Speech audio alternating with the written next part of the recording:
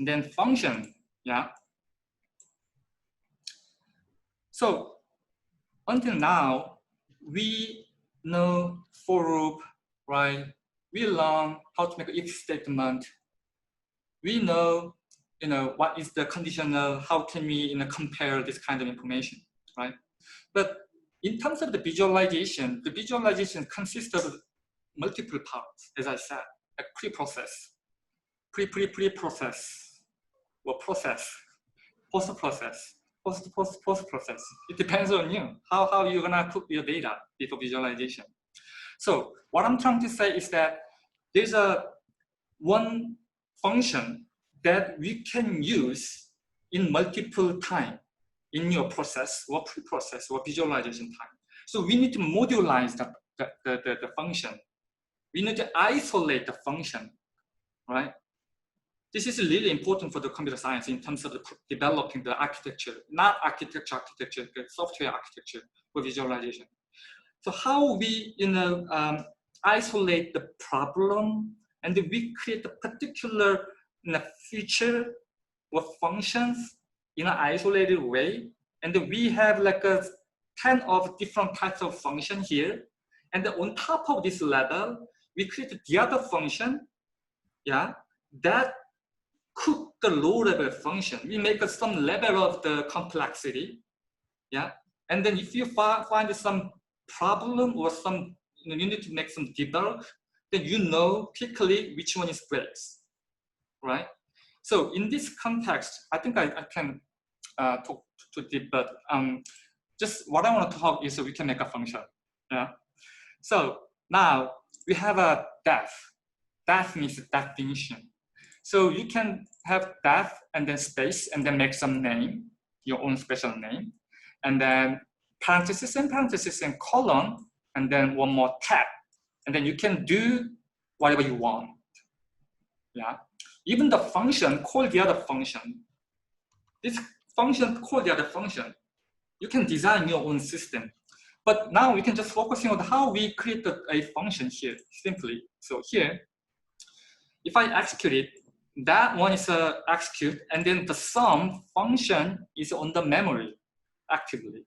And then I just call this function, just like print, just like length or type that we already learned, right? So this is 2 parameters, right? Maybe you can make a 3 or 5 or 10 parameters, yeah? So, but I need to hit the rule so that I give it 2 numbers. So let's say I can do like this. -3, yeah?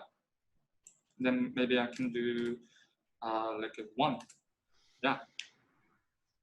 Because I forgot the comma. Yeah, this is a really good learning process. Try and error, right? So this is how we create a function, that's it. But some function, I mean, there's a lot of terms like a pure function, or, I mean, I don't want to mention, but every function, you can make some return value, yeah? So in this case, actually, you know what, they look same, right? But they have a return, but it has no return value. Meaning that I consume the data, right? And then just execute it, and then that's it. The function is done, yeah? But here, they receive the parameters and then execute them and then return, meaning that this one return some value so that we can assign this value to here, yeah? Basically, we create the system, the data flow, yeah?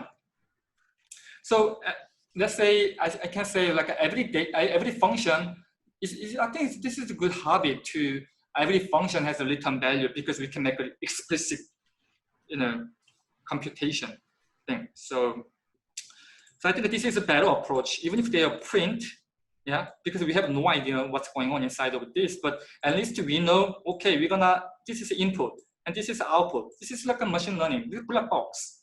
We have an input, just give me the output based on your like a logic, and then you can print them. That's it. So this is how we use the definition. also the definition has more like a complex, like if state and for loop based on your strategy or process. Yeah. So I think that for you, it's a good habit is whenever you have your actual real world project or like a toy project or whatever, so I highly recommend you use the definition strategy, because we can simply copy paste. At the end of the day, if you have like a lot of like algorithm process the data in different circumstances, so you can just tweak them. That's it. That's why the computer science people make a lot of money, because they know a lot of things. Maybe some professional people, they have a lot of experience. They know what kind of function does or not, right? So meaning that whenever you create your own function, it's yours. You leave your brain actually. Yeah. But for the architectural job or the design job, every project we need to start from scratch. But anyhow, this is just my understanding of the theory of the computation. Anyhow. So this is nothing special. Just a get random number function, and then how can I say, the Colab provides us this kind of the slider bar. So I'm just want to make some for fun. I just create this one with this let's say, I don't know, I'm never use it, but I'm just try to use it for our workshop. So just play with it. Yeah. Other than that, as I said, print, length, type, this is sort of inbuilt functions, right? So there's also a lot of functions out there people develop. So in this case, I want to compute the datetime. Yeah. In this case, we can simply import datetime and then use these functions using dot fashion. Dot now, parenthesis open and parenthesis close, right? And then we can get the result. So if you have a question about this library, so simply go to the link. And then there's a lot of very kind documentation on the screen. So this is the beauty of the Python. You know what? If you need to make something, just search it first. I'm for sure most of them is already there. Just import them and then tweak them. Yeah. And then we have a math here. And then the other special function dir, as I said, dir give us all following functions like sine, cosine, degree, power. Yeah. So for example, I have no idea about the length. Yeah. And then we can do dir. There's actually no parentheses. This. That's weird. It gives us a little number. Print. Yeah. So this, I mean, the underbar, two underbar is like a private function that the developer don't want to expose to the public. Okay. So in this case, we can just simply skip it. But there's for sure some particular.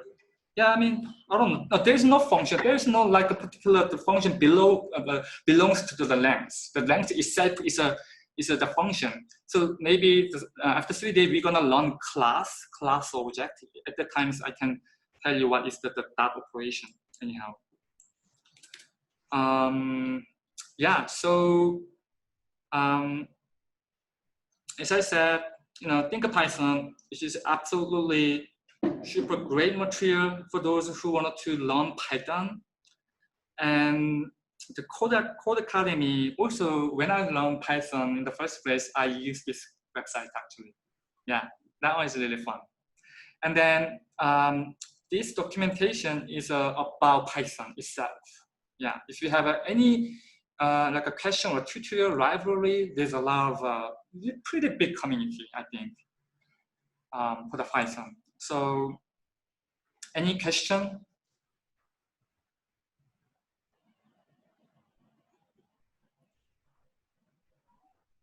because I am teaching really well. You guys know no question.